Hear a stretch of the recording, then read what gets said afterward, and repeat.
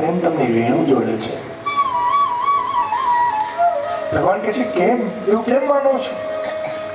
ગોપીજનો કહે કે પ્રભુ અમારું રક્ષણ કરવા માટે 7 દિવસની ગિરિરાજ પર્વત પર ઉઠાયો કે હા, ટસલી આંગળી પર ઉઠાયો કે હા, તમારો કોઈ અંગ વળ્યો તો કે ના, અને વેણું વગાડો છો તો તમે આખા વાંકા ચૂકા થઈ જાઓ છો, પગ વળી જાય, હાથ વળી જાય, ગળું વળી જાય. વેણુમાં એવું કેવું વજન છે કે ગિરિરાજના વજનથી આટલી મોટી શિલાના વજન વળ્યા નહીં ને વેણુને હાથમાં લો છો તો આખા વળી જાઓ છો. એ વળવાનું કારણ વેણુ માટે તમારો પ્રેમ છે. એ પ્રેમનો ભાર સૌથી વધારે છે. પ્રેમ જેવો ભાર સંસારમાં કોઈ નથી. એક વૈષ્ણવ બજારમાં નીકળ્યો અને જોયું કે ગુલાબનું ફૂલ દેખાયું અને કીધું કે આ ગુલાબનું ફૂલ મારે લેવું છે. એટલામાં એક મોગલ, એક મુસલમાન આવ્યો. એ ગુલાબનું ફૂલ જોયું તો વૈષ્ણવ મનમાં વિચાર કર્યો કે મારા ઘરમાં ઠાકોર છે ને આ ગુલાબનું ફૂલ મારે ઠાકોરજીને ધરવું છે. અને માળીને કિંમત પૂછી આપવા તૈયાર થયો. ત્યાં જ મુસલમાન આવીને કીધું કે હું આના કરતા ડબલ રૂપિયા આપવા તૈયાર છું, પણ આ ફૂલ મને આપી દે. બંને વચ્ચે વાર્તાલાપ ચાલ્યો, પૂછામણી ચાલવા લાગી. જે રકમ મુસલમાન બોલે એનાથી વધારે કિંમત વૈષ્ણવ બોલીને છેલ્લે 1 લાખ રૂપિયાની કિંમત બોલાઈ અને વૈષ્ણવ 1 લાખ રૂપિયા આપીને ગુલાબનું ફૂલ લઈ લીધું. અને ગુલાબનું ફૂલ લઈને પોતાના ઘરમાં ગયો ને લગાવ લીધો. લગાવ એટલે પ્રેમનું સ્વરૂપ લગાવ લીધો ને પોતાના ઠાકોરજી બાદશાહજીના મસ્તક પર એ ગુલાબ ધરાવ્યું. અને એ જ સમયે અહીંયા શ્રીનાથજી ગુસાજી તમે બિરાજમાન છે. શ્રી ગુસાજી શ્રીનાથજીનો શૃંગાર કરી રહ્યા છે. શૃંગાર કરતા કરતા જોયું કે શ્રીનાથજીનું મસ્તક આખું ઝૂકી ગયું છે. श्री जी को मस्तक पर झुक गए हुए. गुसाजी पूछे अरे श्री जी बाबा आपको मस्तक इसे क्यों झुक रहे हो है? इसको क्या वजन है आप पे? श्रीनाथ जी कहते मेरे मस्तक पर कोई वजन नहीं है, आज कोई भार मारा मस्तक पर नहीं, पर તમારો એક સેવક એના પ્રેમને લઈને આજે મારું મસ્તક ઝૂકી ગયું છે. કે શું થઈ ગયું કે એને બજારમાંથી જેની ફૂલની કિંમત કઈ નથી પણ મને ધરવા માટે એને ટોટલ બધી જ રકમ પોતાનું સર્વસ્વ ગુલાબમાં આપી દીધું ને મારા મસ્તક પર ધરાયું. આજે એના પ્રેમ જોઈને એ પ્રેમના ભારથી, એના સ્નેહના ભારથી આજે મારું મસ્તક ઝૂકી ગયું છે. એવા શંકરજીના સેવક છે. એટલે કે વેણુ માધુરી, શિવસાજી રૂપ માધુરી છે અને કષ્ટ વેણુ માધુરી છે. એ ગુણ અને વેણુનું તફાવત જોવાનું છે.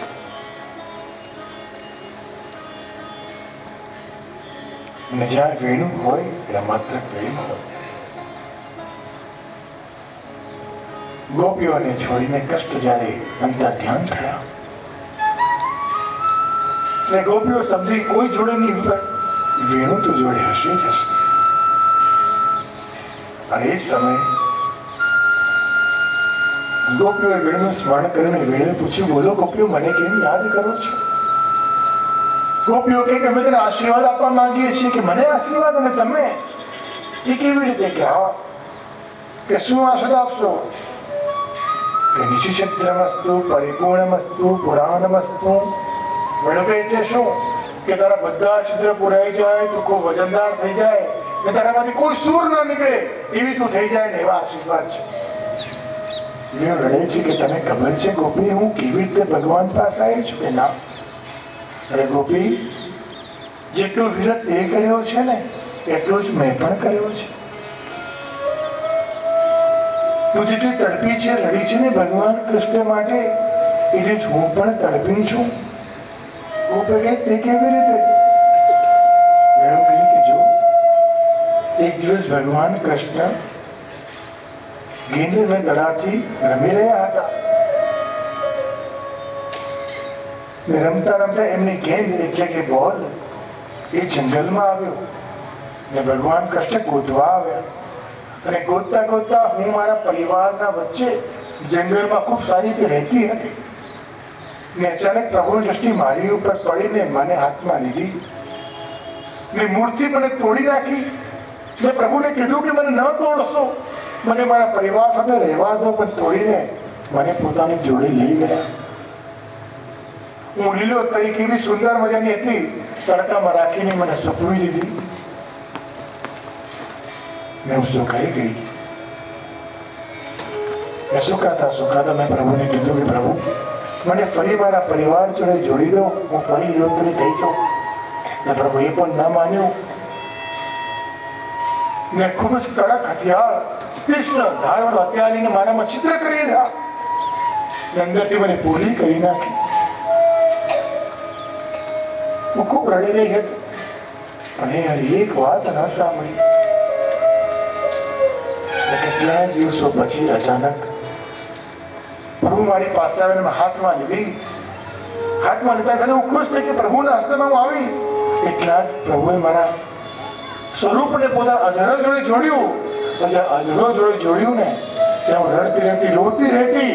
અચાનક પ્રભુના અધર જોડે હું મળી ને મારા અંદરથી, મારા શ્વાસે શ્વાસમાંથી સુમધુર ગાન થવા લાગ્યું ને મારા ગાન ગોપીઓના કાનમાં પડ્યા ને ગોપીઓ દોડી દોડીને આવી. કેટલા વખતનો વીર હતો ગોપી, ત્યારે મારી અંદર આ તાપ ને વીર ભેગા થયા, ત્યારે પ્રેમના પ્રતીક સ્વરૂપે તમને નાદ થયો ને તમે દોડીને આવ્યા છો ને, એની પાછળ મારી પણ કેટલી વેદના જોડાયેલી છે. ત્યારે ગોપી કહે કે વેણુ, તો એક કાર્ય કરજે, જ્યારે પણ તારા અંદર સુર નીકળે ને, તારો સુર હમારા કાનમાં પડે, બસ એવું કરજે.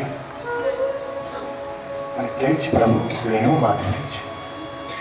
પ્રભુ મંગળા કરે તો પહેલા વેણુ જોડે હોય ને પ્રભુ સૈન્ય કરે તો વેણુ જોડે હોય, કારણ કે સ્વામીજીનું સ્વરૂપ છે. પ્રભુ ક્યારે એકલા પોડતા નથી, વેણુની સાથે પોડે છે, કારણ કે વેણુ સ્વામી છે. વિહાર હંમેશા યુગલ સ્વરૂપ ન હોય. એટલે જ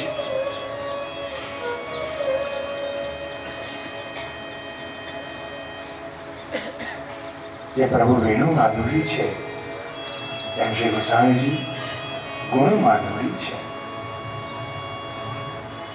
આપનો ગુણ કયો છે? કહેવાય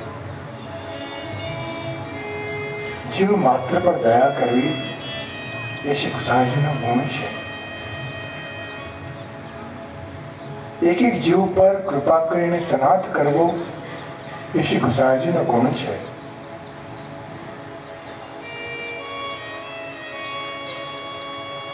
એટલે જ એક એક ગુણ સાથે ગોસ્વામીજી સદાય માટે એક એક જીવનો ઉદ્ધાર કરે છે. એટલે જ આપને પરમ કૃપાલુ કયા છે.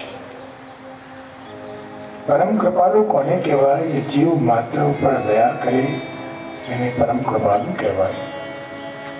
એટલે જ શ્રી વિઠ્ઠલનાથજી ગોસાઈજીને પદવી મળી ગો બ્રાહ્મણ પ્રતિપાલક. ગાયોનું ને બ્રાહ્મણોનું પાલન કરનાર કોણ? શ્રી ગોસાઈજી. આપણો ગુણ શું છે? રસ્તામાં ચાલતા ચાલતા શ્રી ગોસાઈજી પધારી રહ્યા છે. એક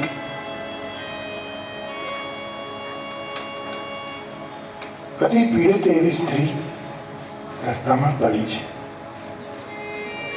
જે જલ એટલે કે પાણીની જેને જરૂર છે. દૂરથી ગોસાઈજીનો અવાજ સાંભળ્યો કે કોઈ સ્ત્રી છે કે રડી રહી છે, પીડાથી પોતાનો અવાજ કરી રહી છે. તરત એની પાસે ગયા પૂછ્યું કે શું છે? એ સ્ત્રી કહે છે કે મને પાણીની જલની જરૂર છે. ગોસાઈજી તરત એના ખવાસને કહ્યું કે જારીજી આપો. ખવાસ કહે છે કે નહીં, હું જારી નહીં આપું. ગોસાઈજી કહે છે કેમ? કે જારી ચાંદીની છે ને જોવાઈ જાય, જારી ન અડાય. બરોબર. ગોસાઈજી જારી માંગે છે, પોતાને ખવાસ ના પાડે છે. આપણે બધા જ એવા થઈ ગયા. ચા કરતા કેટલી હંમેશા ગરમ હોય. ખવાસ લડે છે ગોસાઈજી કે તારામાં કઈક બુદ્ધિ જેવું છે કે નહીં? ચાંદીની જારી ધાતુની તો 10 બની જાય, તો કોઈના પ્રાણ જાય ને પાછા ન આવે, એટલે પહેલા એને જલ પીવડાવવું પડશે. જારી જોવાય તો ચાલે, પણ જીવ ઉપર કૃપા કરીને પ્રાણોનું રક્ષણ કરવું જોઈએ.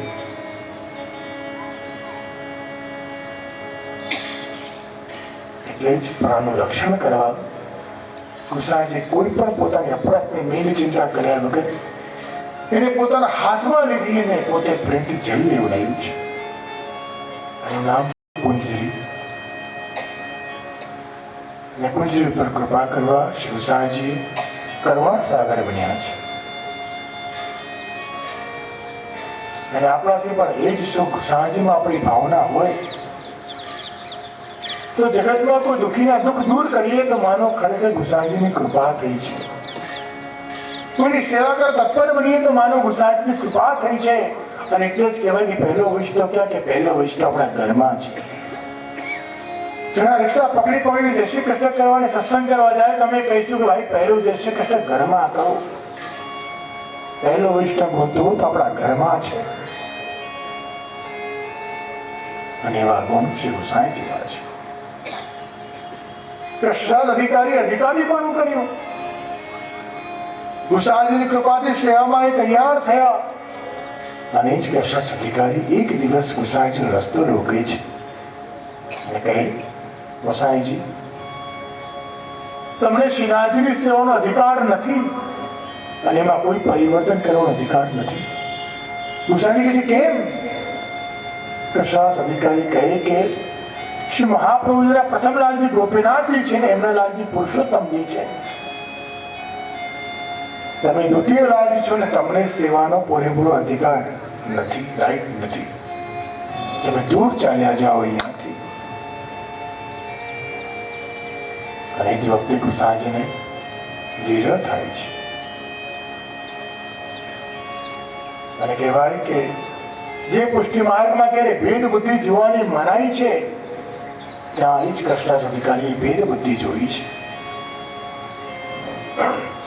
મહાપ્રભુ આજ્ઞા કરી કે સૌથી મોટો દોષ કયો? કે વલ્લભ કુલમાં ભેદ જોવા.